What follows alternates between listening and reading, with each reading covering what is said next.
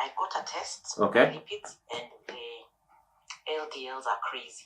LDLs are crazy, okay? Crazy high. 6.7. Okay. And the HDLs are normal. So my question is, I have started taking an aspirin and a statin. What else can I do? So your doctor told you to take aspirin and a statin? No, I told myself. You self-medicated yourself? Based on the test I did. Because the appointment with the doctor can only happen on the 20th. Are you a medical practitioner? No, I'm not, but I have relatives who have gotten strokes. So you got scared of your relatives' strokes and started atorvastatin and also aspirin?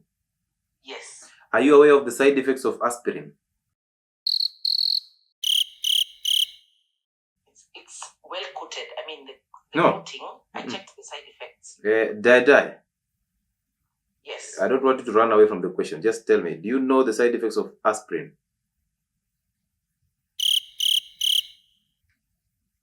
Not really. One of the side effects of aspirin is kidney failure. Another side effect is gastritis, chronic gastritis for that matter, because it inhibits the prostaglandins that protect your stomach wall. So you'll end up into gastritis.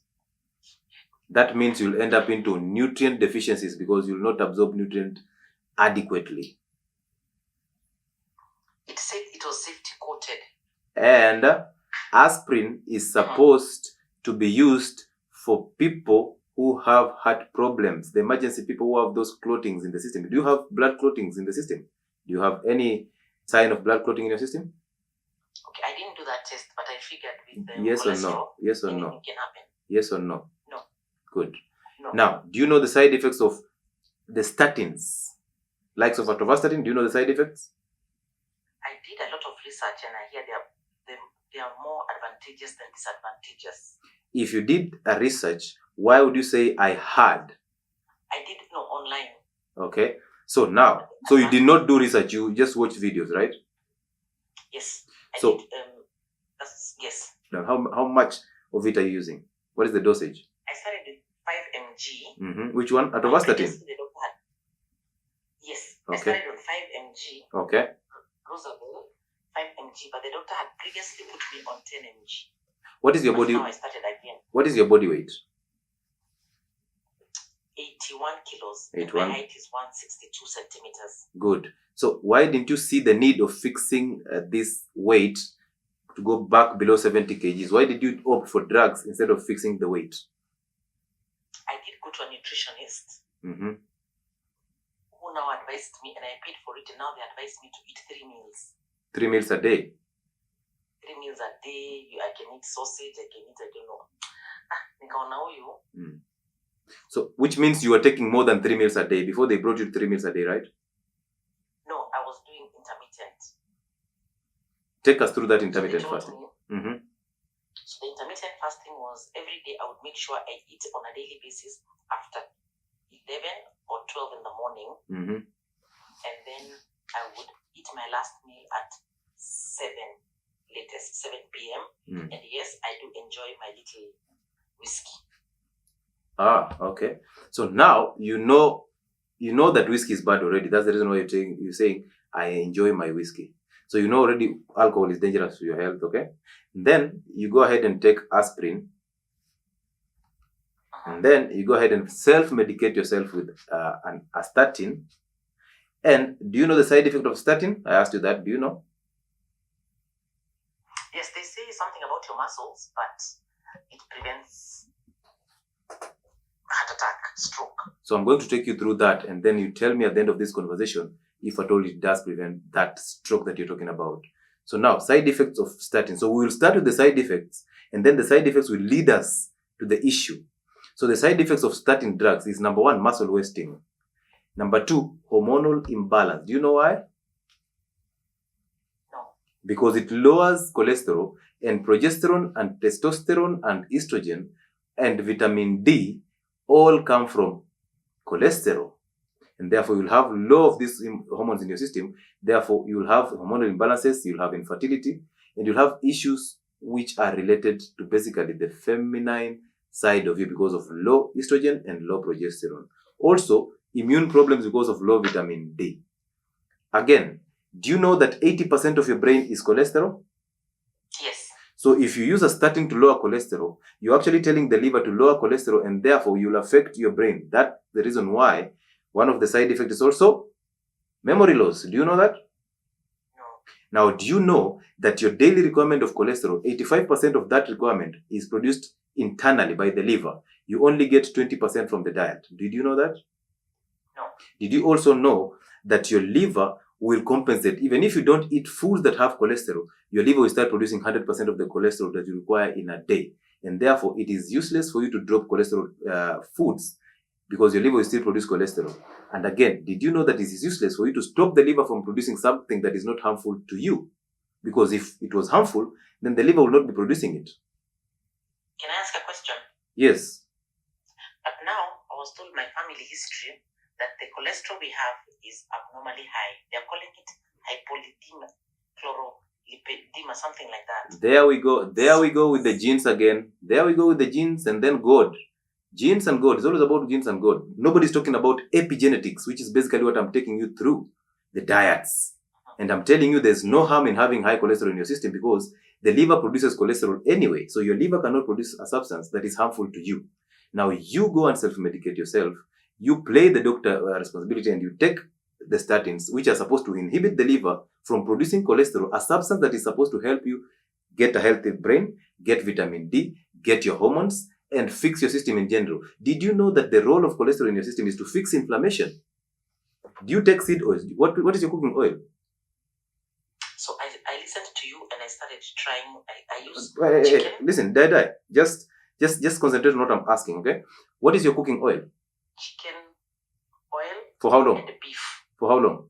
I've done it for the last maybe 2 months. So what were you using previously? Because you did not get to a lot of seed oil. Yeah, because you did not get to 81 kgs in last 2 months. So you got there by consuming seed oils, right? And bread. Yes. So which products are present? How about processed foods? I limit. How about ugali? I don't like it. But you do take it once in a while. Once in a while. How about fruits? Just a banana. Oh, just a banana. Well done. And strawberries. Okay. How about juices and soda? Avoid them only when I'm having my whiskey. So you do take juice and soda, and you also take whiskey. Yes, once in a while. Now, all these have taken you to all the condition that you're in, and then you go ahead and take drugs, but you've never changed these things. So listen to me carefully. If you'd rather drop those drugs instantly. Yani, wachana hizo dawa, instantly drop them.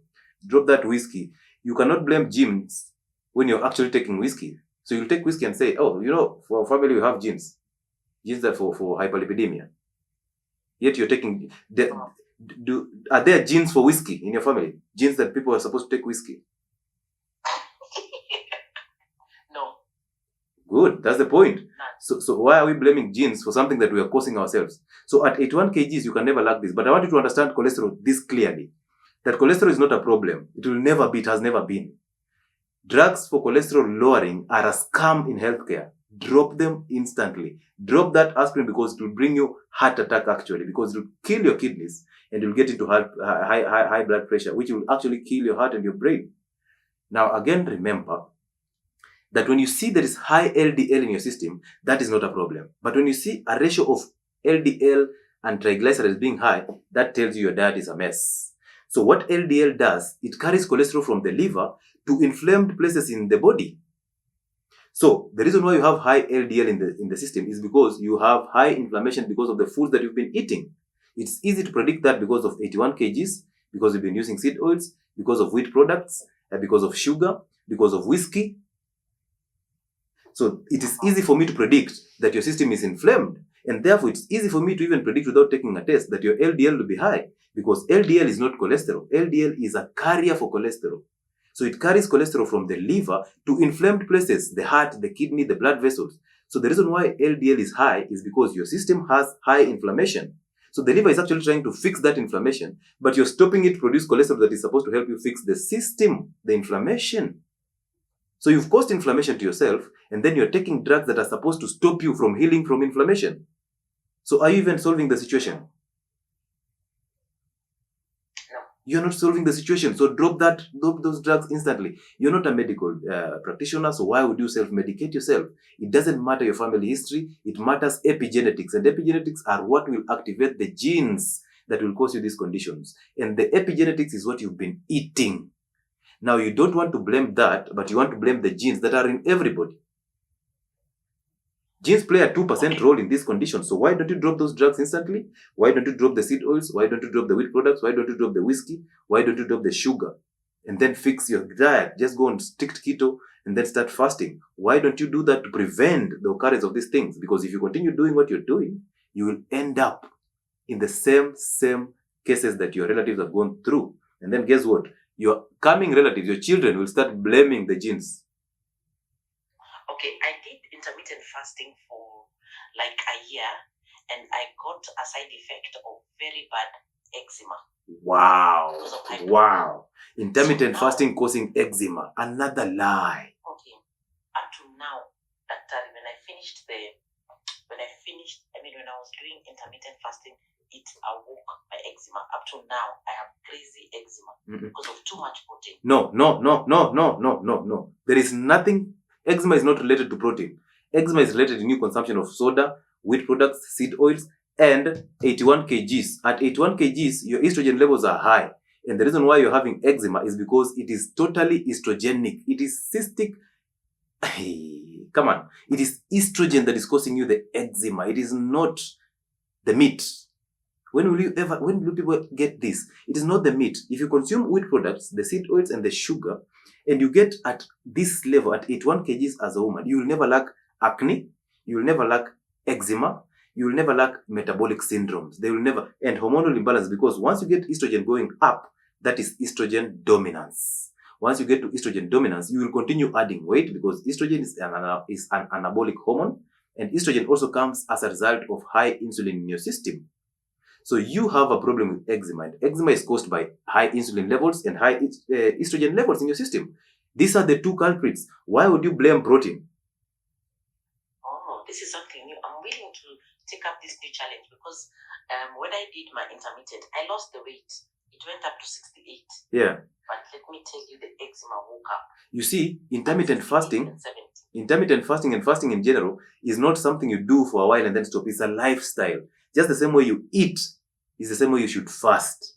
Because you need to eat and then give your body time to digest, absorb, and convert that energy into healthy energy. So the same way you eat is the same way you're supposed to fast. At least 8 hours between 2 meals. That will take you to only 2 meals a day. That is at midday, yes, and that is at 8 in the evening. And in between, there's no snacking, because I know you snack a lot. There's no snacking in between. There's no fruits apart from avocado. There is no concoctions. Let's fix this. Let's not blame genes. Let's not blame all these conditions. We need to blame this weight, and this weight has to come down, and it is very possible. But we need to take a stand on these things. So don't come to my WhatsApp and then start telling me, now you know I have to take alcohol in the weekend. You know I have friends who take alcohol. Come on. Health is a personal journey. Treat it as such. And sorry, before going, then that means wine is not bad for the heart, right? Wine is not bad for the heart. Wine is alcohol. The content of alcohol is the one that just matters. It doesn't matter. Wine is alcoholic. Why do you find need to take wine? Tell me. What is the beneficial? After a long day. Okay, good. So you want to ease stress using wine? Not just to, meet up with friends. Why don't you ease your stress through meditation? With friends. And I've always said, friends, spouses, and family. These are the 3 groups of people that inhibit your healthy journey. And the same friends, you will realize if 5 of your friends are obese, you're the 6th one. You'll also realize that the same friends are the ones who are pumping you into the head that is all this is in your genes. This is not you. You're not obese because you eat with us and you drink with us. You're obese because your family. You see your aunt is big. You see your mother is fat. You see your dad is hypertensive. They are the same people who will push this into your head. And if you don't listen, if you don't drop friends, actually there are no friendships. You would rather prefer relationships that are healthy. People who want to lead healthy lives. Not people who will tell you, hey, come on, you're doing good. You go and take atorvastatin and you go to the pharmacy and buy atorvastatin on your own. Those are not friends. Those are just people who are interested in you because you are the one who is buying liquor for them. All objectively Please drop those drugs and do not self-medicate yourself ever again. Please don't. Definitely. I will see the cardiologist and I will stop it. But see the cardiologist after you fix your kitchen.